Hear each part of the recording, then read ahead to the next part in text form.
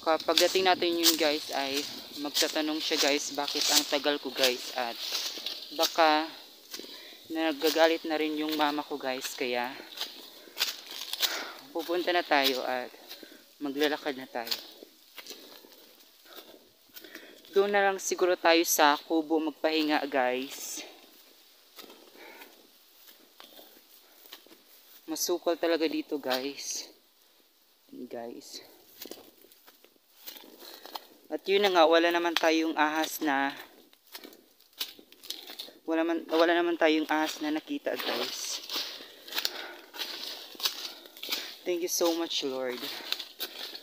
Dahil kasi pag sobra yung init guys, sabi nila dyan daw yun, madalas lumalabas yung mga ahas guys kapag sobrang init ng panahon guys.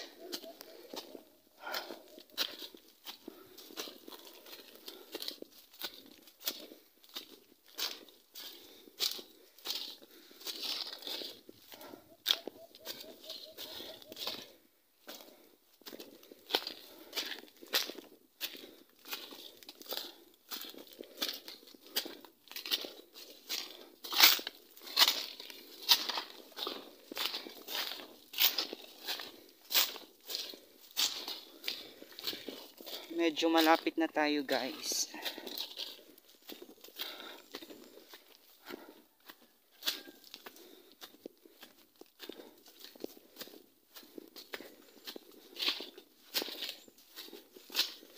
Kami lang ni mama yung pumunta dito sa bukid guys, kasi sila papa at yung kapatid ko guys may trabaho sila guys, kaya kami lang ni mama yung pumunta ngayon sa bukid guys.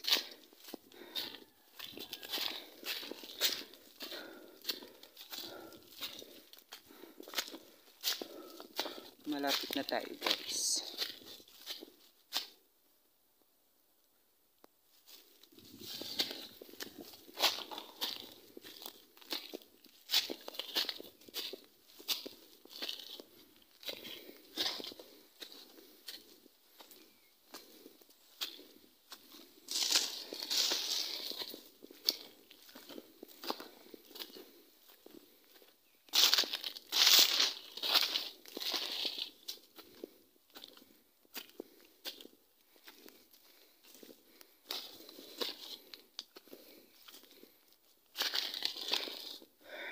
Nandito na tayo sa bagong kubo namin guys.